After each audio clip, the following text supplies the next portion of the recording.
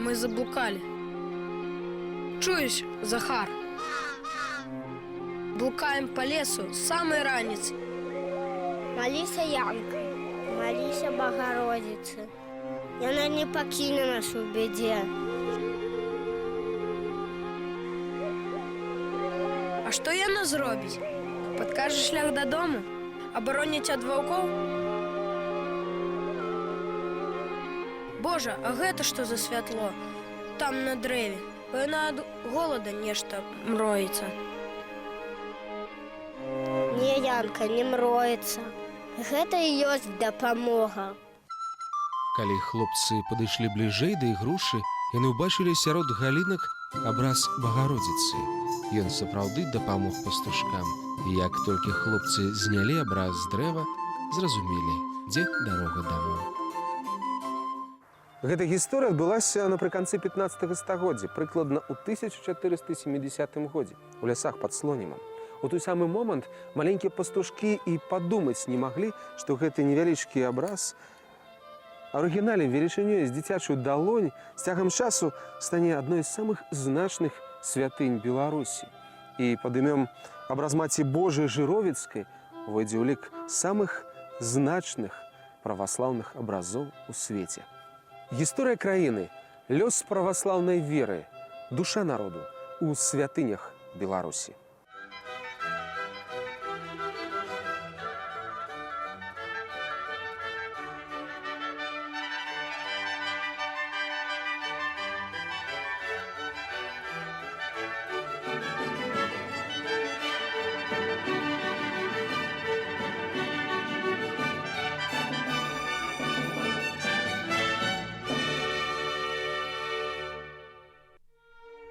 Адным з першых, хто зразумеў значнасць абраза Маці Божай Жыровіцкай, быў падскарбій вялікага княства літоўскага Александр Солтан. Яму пастушкі аднеслі знойдзены ў лесе абраз, а Солтан узяў ды і схаваў яго ў куфэрак. Маўляў, калі святыня з'явілася на маёй зямлі, яна павінна належыць аднаму мне. Аднак праз пэўны час, калі падскарбій вырашыў паказаць абраз гасцям, куфэрак быў пустым. На наступны дзень абраз зноў з'явіўся на грушы. Тады Александр Солтан зразумеў, што абраз з выяваю Маці Божай належыць людзям і даў зарок Господу пабудаваць на месцы з'яўлення абраза драўляную царкву і памясціць туды святыню.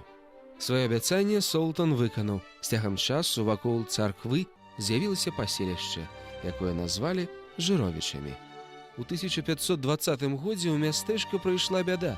Падчас вялікага пажару згарэлі амаль усе будынкі, у тым ліку і царква, якой знаходзіўся абраз Багародзіцы.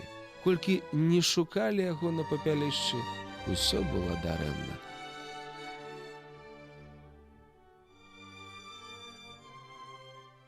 Огонь быў настолькі моцны, што не паспелі ікону вынесці. Храм абрынуўся і думалі, што она незваротна загінула. Але у хуткім часе дзеткі з манастырскай школкі вярталіся, школка ацалела. І вот на гэтым месцы, на горцы, на вялікім камені ўбачылі дзеву незвычайнай красы. Яны не асмеліліся падысці да яе. Пакуль гукалі бацюшку і дарослых, яна стала небачнай, а на камені гарэла свечачка і была ікона. Все незвычайна радаваліся такому цудоўнаму вяртанню іконы пасля пажару. У хуткім часе ў мястэчку Жыровічы быў заснаваны праваслаўны мужчынскі манастыр. Кажуць, колькасць камення, якое прывозілі на будаўніцтва, за адну ноч памнажалася ў 5 разоў. І дзякуючы гэтаму і многім іншым цудам, з таго часу абраз Жыровіцкай Маці Божай пачалі называць цудатворным.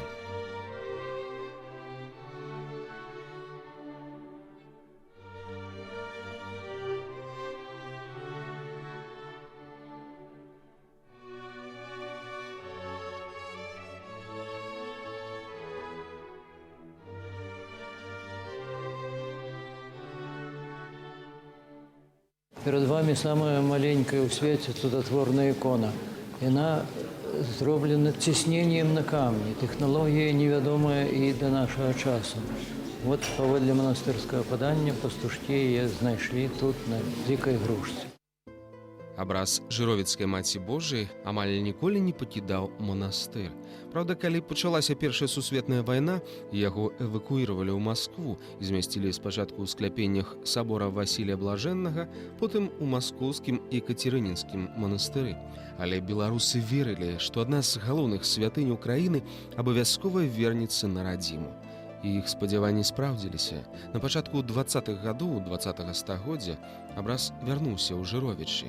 Яго прывёз архімандрыт Ціхан, будучы гомельскі епіскап, які прыняў пакутніцкую смерць у 1937 годзе.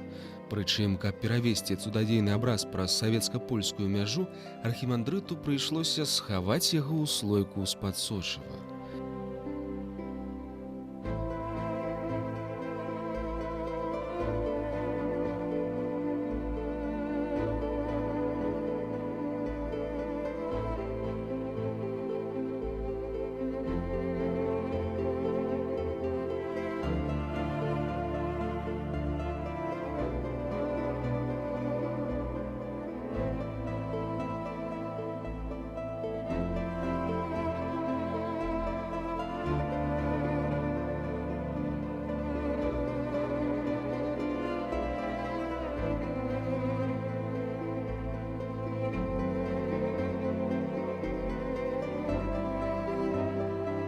Чаму некаторыя цудадзейныя абразы вяртаюцца туды, дзе адбылося іх першае з'яўленне?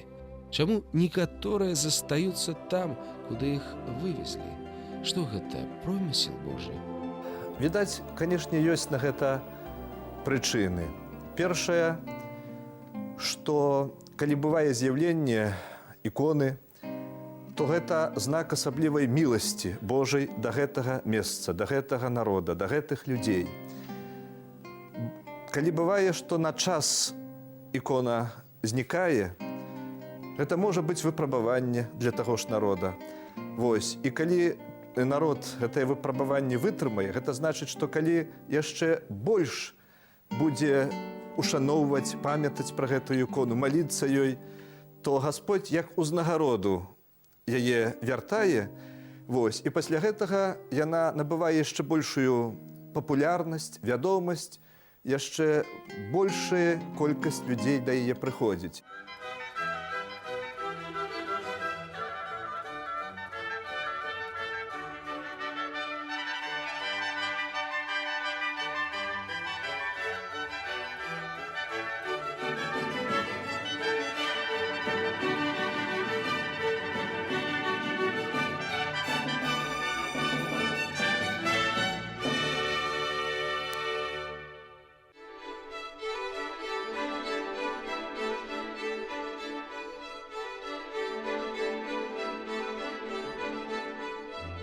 Святынямі, дарэчы, могуць быць не толькі абразы, але і мошчы святога, месца яго пахавання і нават яго рэчы. У гэтым сэнсе асабліва пашанцавала старадаўняму Полацку.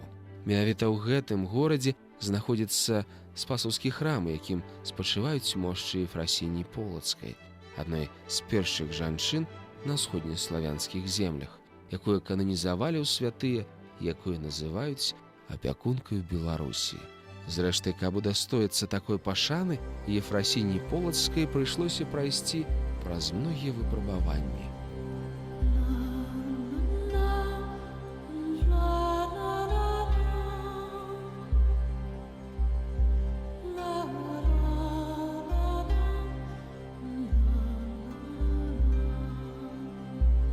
Таемна ад бацькоў князёўна сышла ў манастыр і прыняла пострыг пад імем Еўфрасіні. Яе бацька, полацкі князь, быў роспачы, бо ўяўляў для сваёй дачкі зусім іншы лёс. Але дзяўчына не адчувала сябе няшчаснай, бо яе мара нарэшце здзейснілася. Яна стала нявестаю Хрыстоваю.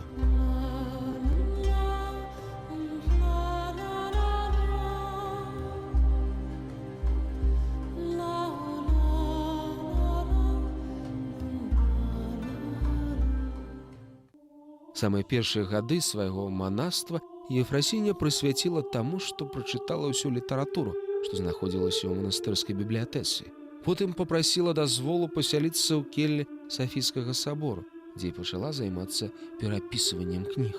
Предание говорит о том, что вот из кельи, выходящего наружу, из окна, выходящего наружу, преподобная могла видеть княжеский дом своих родственников, полоцких князей, которые жили неподалеку. То есть преподобная могла видеть то роскошь, то богатство, в которой жили близкие ей люди, а сама она здесь пребывала в подвиге, нестяжании. Вот. Но преподобная умом и сердцем всегда пребывала в Господе, поэтому, конечно, ничто в мире ее не влекло к себе. У 12 стагоддзі перапісваннем кніг займаліся выключна мужчыны. Гэта была надзвычай складаная праца. Мала таго, што перапісчык павінен быў добра ведаць грамату, мець мастацкія здольнасці і яшчэ быць у добрай фізічнай форме, каб падчас перапісвання на працягу шматлікіх гадзін трымаць кнігу на далоні левай рукі, якую ён падпіраў локцем аб калена. Праца перапісчыка цанілася вельмі высока. Нават існавала паданне, што перапісчыку адпускаюцца ўсе грахі за яго высакародную цяжкую працу. Аднак Ефрасіня працавала не толькі дзеля гэтага. Яна хацела, каб святое пісанне прачытала як мага болей людзей.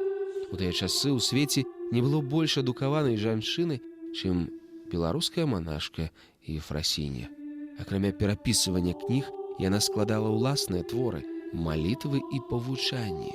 Перакладала з грэцкай і лацінскай моваў, вяла перапіску з візантыі і марыла аб тым, што калі-небудзь Бог дапаможа ёй тут заснаваць манастыр.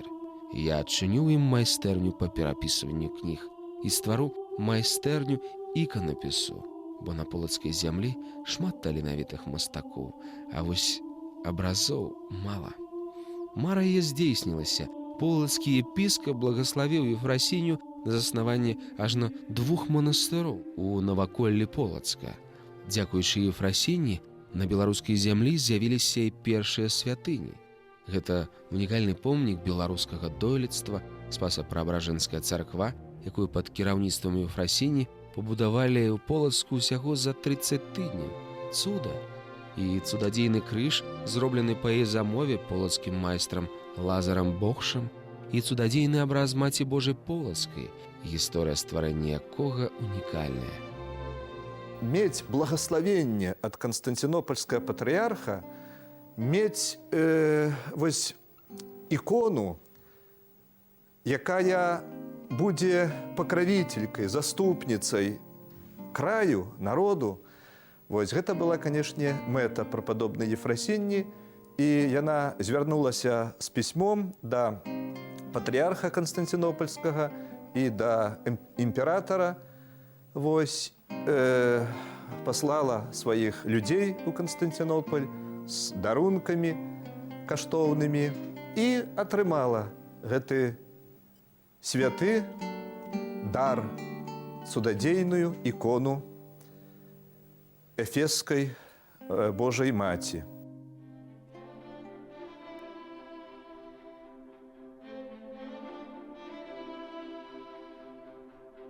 Некалькі стагоддзяў цудадзейны абраз знаходзіўся ў родным горадзе Ефрасіні, а потым, як благаславенне, трапіў у расійскі горад Тарапец, дзе ўнучатая пляменніца ігуменні брала шлюб з князем Александром Неўскім. Дзе цяпер знаходзіцца той цудадзейны абраз, невядома, але хто ведае, быць можа, калі-небудзь ён вернецца на радзіму, як вярнуліся ў Полацк мошчы святой Ефрасіні. За 9 стагоддзяў яны пабывалі і ў Іерусаліме, і ў Кіеве, і ў Маскве, і ў Віцебску. Але палачане верылі, што апошні прытулак святой Ефрасіні павінен быць у яе родным горадзе, і Бог пачуў іх малітвы.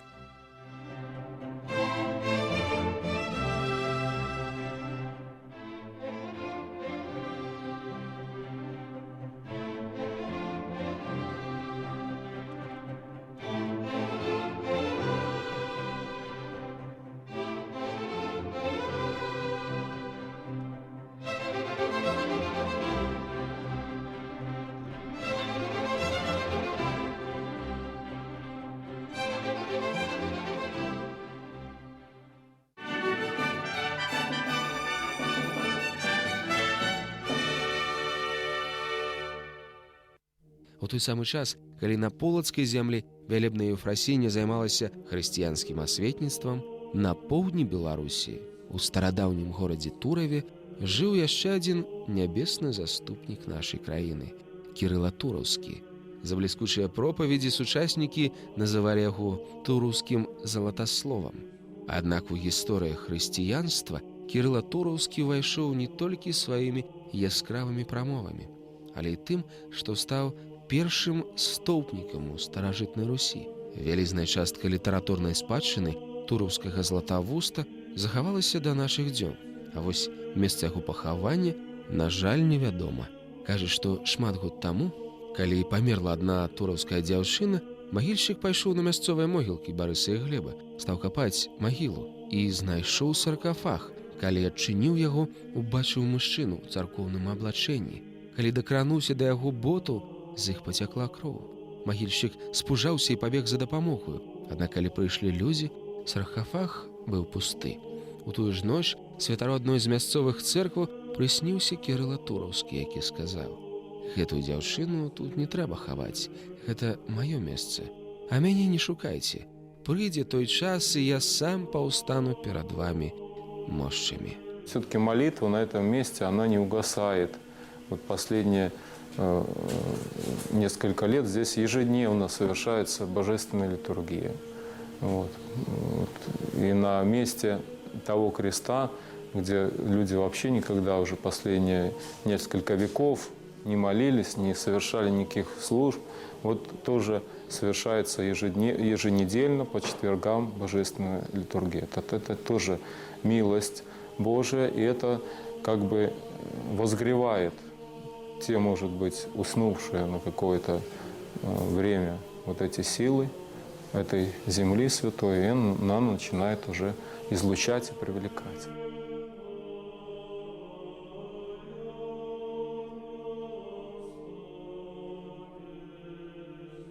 Горад Тураў даў свету не толькі першага ўсходнеславянскага стоўпніка, але яшчэ трох святых. Гэта тураўскі епіскап Лаўрэнцій, прападобны Марцін і благаверны князь тураўскі Барыс. На вялікі жаль, пра гэта мала хто ведае. Зато ўсе ведаюць пра каменныя крыжы, якія прыплылі ў Тураў ажно з самога Кіева, па Дняпры і Прыпяці. Прычым самае неверагоднае, прыплылі яны супраць цячэння.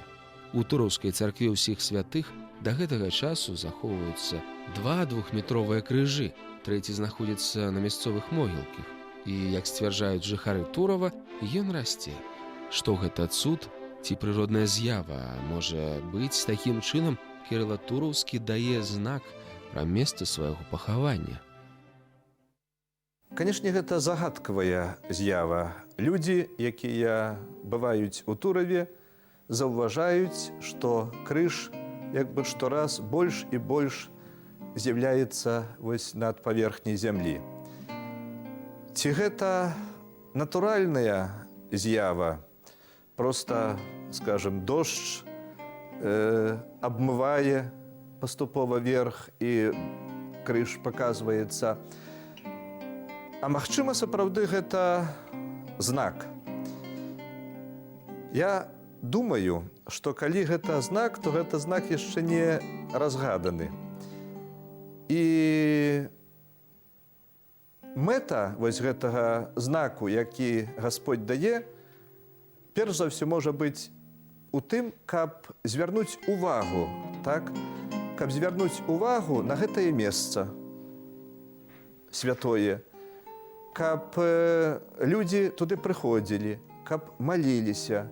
І вось калі будзе малітва, калі будзе звяртанне да Бога, калі будзе вось такое жывое разважанне аб тым, што тут было на гэтай тураўскай зямлі. Вось, я думаю, што гэта прычына такая, каб мы успомнілі вось падзеі і пра свяціцеля Кірыла Тураўскага, і пра Лаўрэнція Тураўскага, і пра іншых тураўскіх святых, пра тыя храмы, манастыры, якія былі тут, успомнілі пра гісторыю нашу. І вось гэты крыж, я думаю, нас да гэтага заклікае і набліжае. –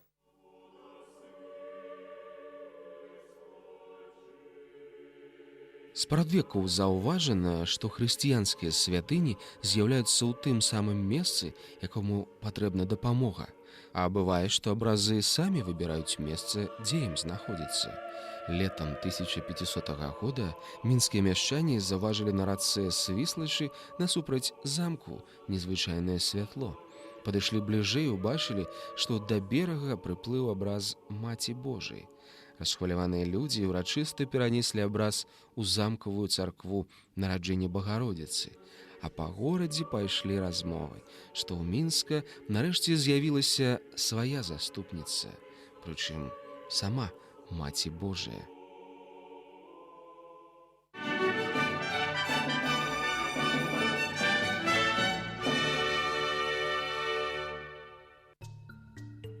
Перад тым, як трапіць у старажытны Мінск, абраз Маці Божай некалькі стагоддзяў знаходзіўся ў сталіцы Візантыі. Паводле падання, яго аўтарам таксама з'яўляецца апостал Лука. Аднак, калі вялікі князь Уладзімір хрысціў Русь, абраз быў падараваны яму візантыйскім патрыярхам. Здарылася гэта ў Крыму, у горадзе Карсуні. Потым абраз перавезлі ў Кіеў і з вялікай пашанай памясцілі ў дзесяціннай царкве. І вось напрыканцы 15 стагоддзя Кіеў захапілі крымскія татары. Яны сарвалі з абраза каштоўныя аздобы, а саму святыню кінулі ў Дняпро. І ўсё ж такі невядома, як абраз апынуўся ў старажытным Мінску і хуткім часе стаў вядомым на ўвесь свет пад імем абраза Маці Божай Мінскай. Як спяваецца ў трапарыі мінскай іконе, на водах Свіслачи явилась Еси, пренепорочная отраковица, от Царьграда и Киева богоспасенному граду Минску милость показав. Ці гэта не цуд, што вялікія святыні, пабываўшы ў двух магутных сталіцах тагачаснага свету, з'явіліся ў невялічкім на той час горадзе Мінске. Тады ніхто і падумаць не мог, што гэтаму гарадку давядзецца стаць сталіцаю дзяржавы. Невыказальныя шляхі твае, Господі. Пасля насаджэння вуній на працягу 2 стагоддзяў абраз Маці Божай Мінскай знаходзіўся ва ўніятаў, потым зноў вярнуўся да праваслаўных. З канца 18 стагоддзя абраз быў змешчаны ў Петрапаўлаўскім кафедральным саборы.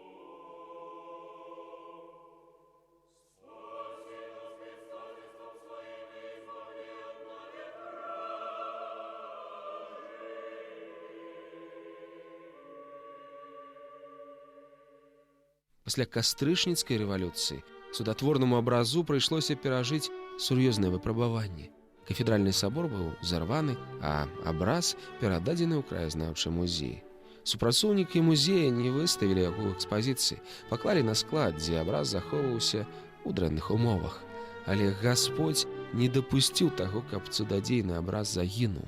Падчас Другой сусветнай вайны адна з праваслаўных гараджанак выпадкова знайшла яго на складзе і перадала ў царкву святой Кацярыны. У 1945 годзе абраз Маці Божай Мінскай быў перанесены ў кафедральны сабор Святога Духу, дзе знаходзіцца па сённяшні дзень. У кафедральным саборы, дарэчы, знаходзіцца яшчэ адна святыня, якой прагнуць пакланіцца вернікі. Гэта мошчы святой Сафіі Слуцкай, якая пражыла на свеце усяго 26 гадоў. Але ў гісторыі праваслаўя пакінула значны след. Перш-наперш таму, што не здрадзіла праваслаўнаму веравызнанню, нават тады, калі дзяржаўнай рэлігіяй у Вялікім княстве Літоўскім стала уніяцтва.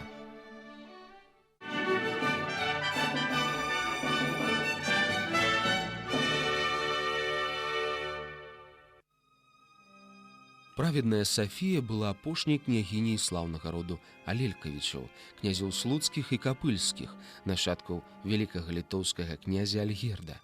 Сафія рабіла ўсё магчымае, каб падтрымаць людзей праваслаўнай веры. На свае грошы яна будавала цэрквы, манастыры, асабіста вышывала адзенне для святароў. Шмат падарожнічала па Беларусі, завітаючы ў самыя бедныя храмы. А яшчэ яна пераканала мужа, што ён павінен узяць у караля грамоту, якая б юрыдычна забяспечвала абароны інтарэсаў праваслаўных. І Януш зрабіў гэта для сваёй каханай. У выніку горад Слуцк, які, дарэчы, належаў Сафіі, застаўся адзіным горадам на Беларусі ў той час, які мужна вытрываў уніяцкі прыгнёт і захаваў чысціні і недатыкальнасці праваслаўнае вучэнне. Я думаю, что одна из самых великих святынь Слуцка – это Слуцкое рукописное Евангелие конца 16 стагоддзя. Вось вядома, что Евангелие написал уласнай рукой своей слуцкі князь Юрый Алелькавіч. И на гэтым Евангелии, конечно, служили. Яно ўжывалася у царкве як богаслужебнае Евангелие. Вось потым, калі сталі з'яўляцца друкаваныя кнігі, яго ўжо захоўвалі як помнік, як святыню. Вось пэўны час яна была страчана. У 2003 годзе яна была знойдзена ў Мінску, Евангелие Слуцкае, і цяпер знаходзіцца ў рэзідэнцыі мітрапаліта.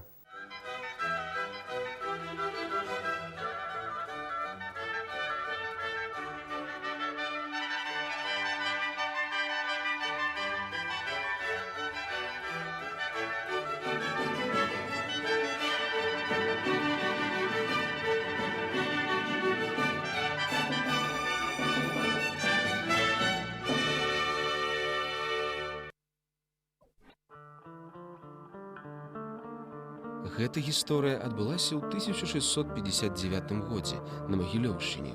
Рускі князь Пажарскі вёз на сваю радзіму ў Масковію ў якасці трафею абраз, які прыдбаў на Случчыне.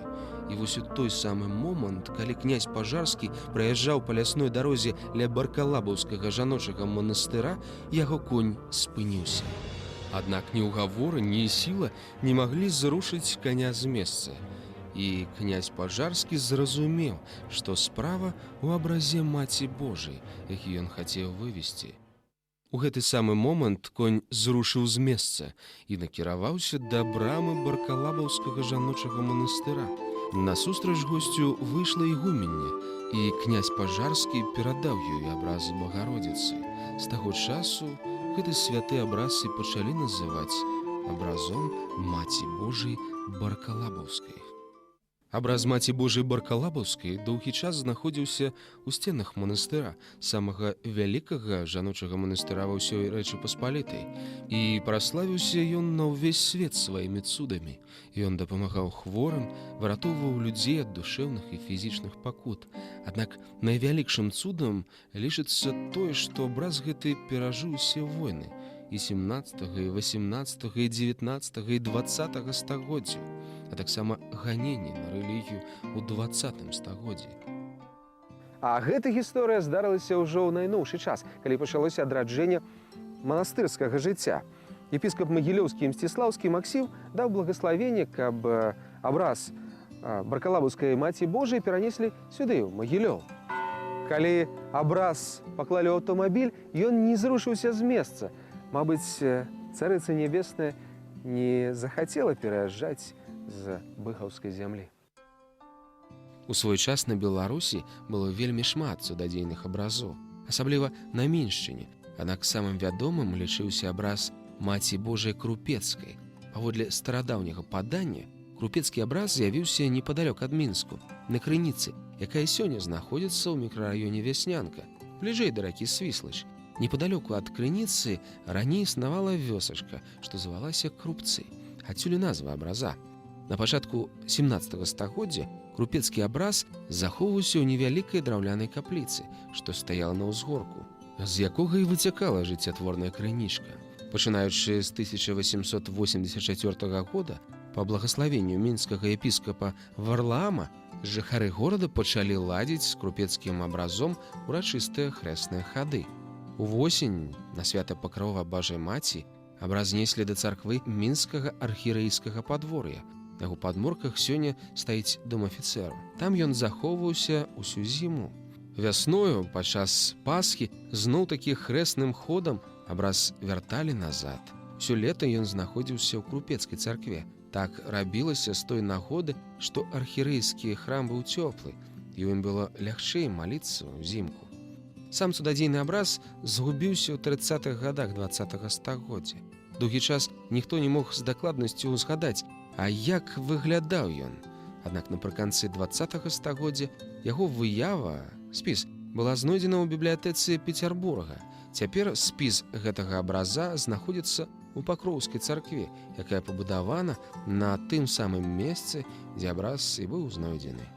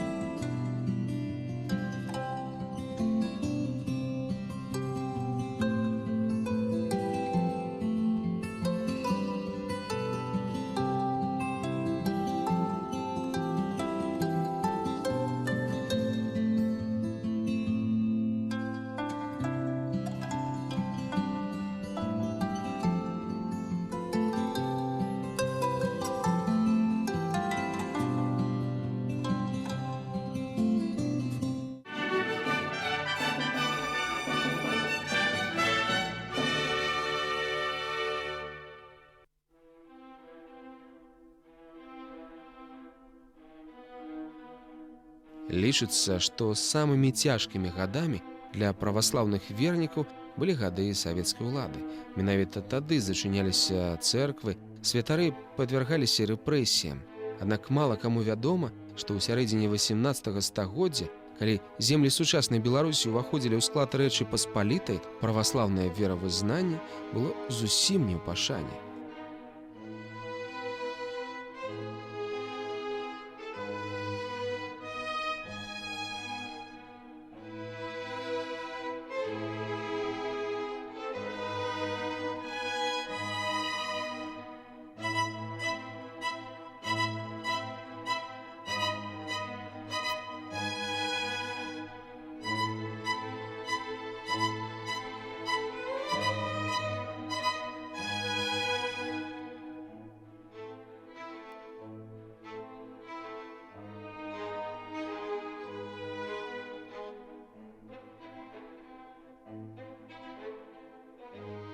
В 50-е гады 18 стагоддзя для праваслаўнага Магілёва былі адзначаны болем і смуткам. Памёр епіскап Магілёўскі Іранім. І з гэтай нагоды вышэйшыя ўлады вырашылі зачыніць мясцовую праваслаўную епархію. Магілёўшчына ў той час выходзіла ў Рэч Паспалітую з каталіцкай афіцыйнай дзяржаўнай рэлігіі. Тады расійская імператрыца Елізавета параіла сіноду прызначыць магілёўскім епіскапам Георгія Канінскага, рэктара Кіева-Магілянскай акадэміі. Калі у Елізаветы запыталіся, чаму менавіта яго, яна адказала, толькі ён зможа павярнуць Рэч Паспалітую у бок праваслаўя. І яна мела рацыю. Бліскучы прамоўца Георгій Канінскі займаў пасаду магілёўскага архіепіскапа каля 40 год. Адчыніў Магілёву друкарню, заснаваў духоўную семінарыю, сабраў шэраг дакументаў па гісторыі праваслаўнай царквы. Каб абараніць праваслаўных вернікаў, ён дамогся аўдыенцыі ў караля Рэчы Паспалітай Станіслава Аўгуста Панятоўскага, які стаў першым слухачом бліскучай прамовы Канінскага па абарону праваслаўя і іншых дысідэнтаў. Праз пэўны час прамова гэта была перакладзена на многія еўрапейскія мовы, як узор абароны верацярпімасці. Аднак, нягледзячы на гэта, кароль Канінскага не падтрымаў. Тройчы на жыццё беларускага епіскапа рабіліся замахі. Пасля апошняга ён з'ехаў у Смаленск, дзе пэўны час заставаўся магілёўскім епіскапам у выгнанні. Вярнуўся ён у Магілёў толькі пасля першага падзелу Рэчы Паспалітай, калі горад стаў часткаю расійскай імперыі.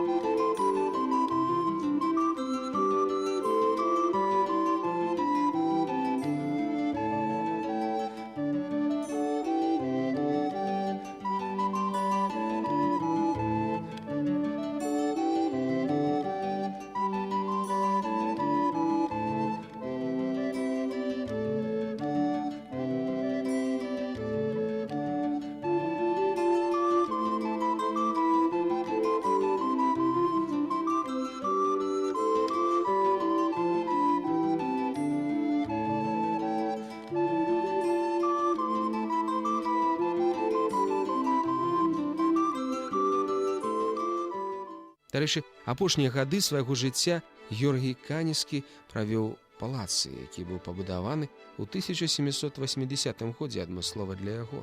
Ён захаваўся і да сёння. Амаль праз 200 год пасля смерці Георгія Каніскага рашэннем святога сінода Беларускай праваслаўнай царквы мужна-магілёўскі епіскап быў кананізаваны. Якіх святых лічыць беларускімі святымі? Скажам, вядомы беларускі святы Георгій Каніскі паходзіў з Украіны, але асноўная яго дзейнасць была ў Беларусі, і ён настолькі любіў Магілёўшчыну, ён столькі ёй сіл аддаў, што это, безумоўна, беларускі святы. І ён, скажам, калі будучы на Украіне, ён прапаведаваў на украінскай мове тагачасна, то з цягам часу, будучы на Магілёўшчыне, ён пачаў прапаведаваць па-беларуску. Так што беларускі святы. Альбо, допустим, святыя віленскія мучанікі Антоній і Іоанн Євстафій. Зноў жа, па сучасных межах Літва не ў межах Беларусі. Але, безумоўна, гістарычна Віленшчына – гэта, безумоўна, край беларускі. І таму, канешне, гэта нашы святыя. Альбо ёсць такі малавядомы святы, які ў царкоўным календары называецца Кастрамскі Геннадзій прападобны, Кастрамскі і Любімаградскі. Але ён па паходжанні магілёўчанін. І тут прайшла яго дзяцінства, тут ён быў выхаваны у праваслаўнай веры. І толькі потым трапіў у Кастраму і там праславіўся сваімі подзвігамі. Там ён вельмі ушаноўваецца, вельмі вядомы святы.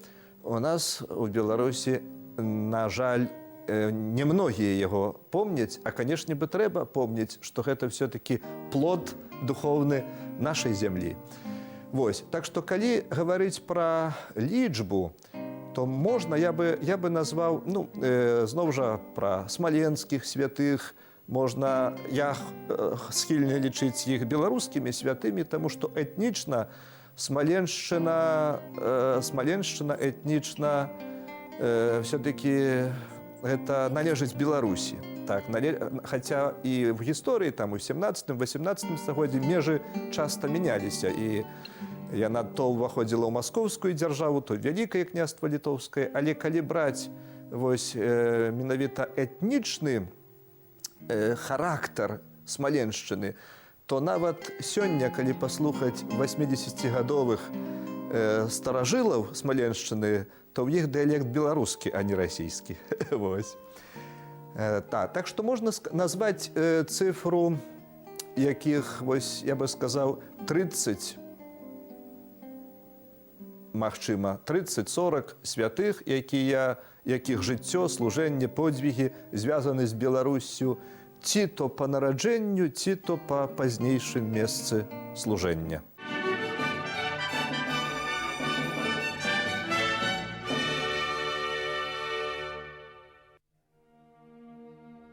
Сярод праваслаўных вернікаў, якія былі кананізаваны ў святыя, ёсць адзін, пра якога нельга згадваць без слёз. Перш-наперш таму, што гэта 6гадовы хлопчык Гаўрыіл. Ён пацярпеў за веру. Жыў ён у вёсцы Звяркі, што на Беласточыне, у простай сялянскай сям'і. Напрыканцы 17 стагоддзя ён быў замучаны падчас рытуальнага забойства. Пасля таго, як маленькі Гаўрыіл перастаў дыхаць, злачынцы выкінулі яго цела ў чыстае поле, дзе бегала шмат галодных сабакаў. Аднак сабакі не кранулі мёртвага хлопчыка.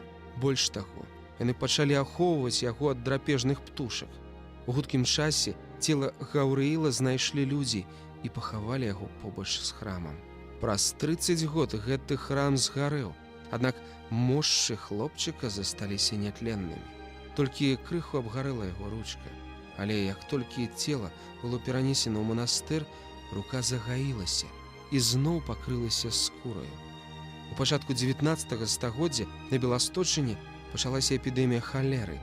Мясцовыя жыхары заўважылі, што калі да мошчы ў хлопчыка Гаўрыіла прыкладаюцца хворыя дзеці, яны нейкім цудам вылечваюцца.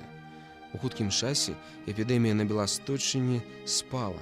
Менавіта тады праваслаўная царква залічыла пакутніка Гаўрыіла у лік святых. Маленькага пакутніка Гаўрыіла Беластоцкага яшчэ называюць Гаўрыілам Заблоцкім, бо ў мясціны, дзе ён нарадзіўся, знаходзіліся побач з праваслаўным манастыром, які быў пабудаваны ў мястэчку Заблудаў у 16 стагоддзі. Між іншым, менавіта манастыры заўсёды з'яўляліся месцамі духоўнага адраджэння праваслаўных вернікаў. У свой час на Беларусі налічвалася каля 40 праваслаўных манастыроў. Адным з самых славутых быў Свято-Успенскі манастыр на Магілёўшчыне, непадалёк ад Мсціслаўля. Між іншым, гісторыя яго заснавання звязана з цудам. Ёсць звесткі, што ў 16 стагоддзі іх было прыкладна 40 манастыроў. Вось. Напэўна, пазней у выніку таго, што было вельмі моцны працэс паланізацыі і акаталічвання беларускага народу, мы ж ведаем, што нават у Рэчы Паспалітай у 1669 годзе беларуская мова была афіцыйна забаронена як дзяржаўная мова, і тады праваслаўе было, можна сказаць, амаль пад забаронай.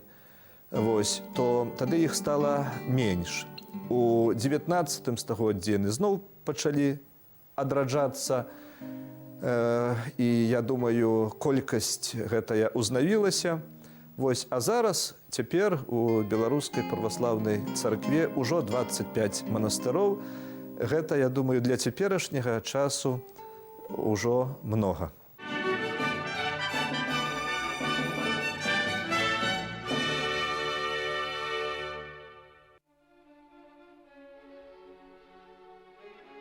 У 1380 годзе з мсціслаўскім князем Семёнам Лугвінам здарылася бяда. Ён аслеп. Паклікаўшы да сябе свайго лекара, ён сказаў яму: «Я цябе залачу, толькі вярні мне зрок». Лекар агледзеў князя і развёў рукамі. Гэта немагчыма. Раз'юшаны Семён Лугвін загадаў казніць лекара і выклікаў да сябе іншага, але і той нічым не змог суцешыць князя. Тады Семён зразумеў, што ні слава, ні багацце не вярнуць яму зрок. І вось аднойчы яму прыснілася жанчына, якая сказала: «Ты быў жорсткім да людзей, таму з табою здарылася гэтая бяда. Калі ты знойдзеш у лясах пад Мсціслаўлем цудадзейную крыніцу, а мыеш твар вадой з яе, зрок да цябе вернецца, але толькі ў тым выпадку, калі ты шчыра раскаешся». Князь Семён Лугвін паехаў у лясы, знайшоў тую крыніцу і амыў твар. Праз некалькі хвілін ён убачыў побач з крынічкаю выяву Маці Божай. На гэтым месцы Семён Лугвін паставіў капліцу і загадаў заснаваць праваслаўны манастыр. Ну а месца вырашыў назваць пустынкаю. Менавіта так спрадвеку называлі месцы асаблівай адзіноты, вельмі далёкія ад гарадоў і мястэчак, месцы, дзе адпачывае душа. Што цікава, Бог дараваў князю Лугвіну доўгае жыццё, амаль 80 гадоў. З іх амаль 50 гадоў ён быў уладаром Мсціслаўя і абараняў ад немцаў Пскоў і Вялікі Новгарад, ад шведаў Карэлу, ад татараў Кіеў і стаў заснавальнікам вядомага роду князёў Мсціслаўскіх, якія сваёй высакароднасцю не саступалі іншым велікакняжацкім дынастыям. А што тычыцца пустынскага Свято-Успенскага манастыра, дык у наступныя 6 стагоддзяў пасля заснавання ён перажыў немала выпрабаванняў. Да 17 стагоддзя належаў праваслаўнай царкве Вялікага княства Літоўскага, потым знаходзіўся пад кіраваннем уніяцкай царквы. З 1839 года рускай праваслаўнай царквы.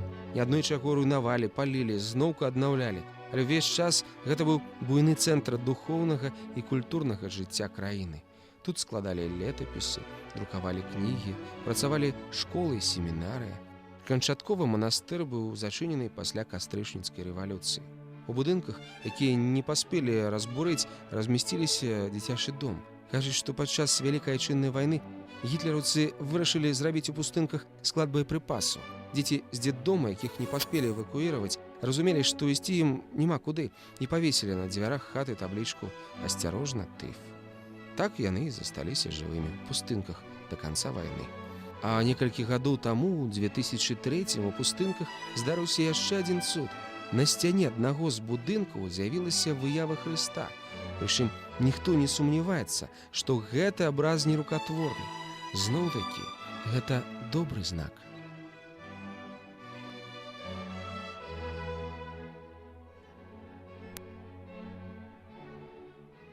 Калісьці Свято-Успенскі манастыр быў самым вядомым і самым вялізным на Магілёўшчыне.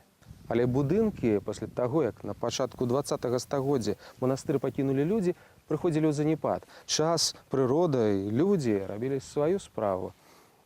Колькі гадоў гэтае месца нагадвала закінуты горад. Але пасля таго, як у пустынках з'явіўся нерукатворны абраз, жыццё тут пачало аднаўляцца. І не таму, што сюды да абраза і святой крынічкі прыязджаюць паломнікі з Беларусі, Расіі, Украіны, Польшы, Літвы, Латвіі.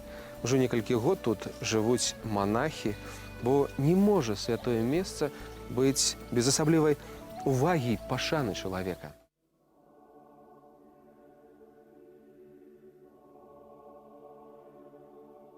Святыя месцы, святыя людзі, святыя абразы. Напэўна, няма ў Беларусі такой мясцовасці, якая б не знаходзілася пад апекою Божай. Бог любіць усіх, і грэшнікаў, і шчырых вернікаў, і тых, хто на раздарожжы. Ён дапамагае ўсім, хто робіць хаця б маленькі крок насустрач Богу. Таму і здараюцца новыя цуды на нашай зямлі і ў 21 стагоддзі. Таму што кожны з нас, беларусаў, захоўвае веру, і яна жыве ў святынях Беларусі.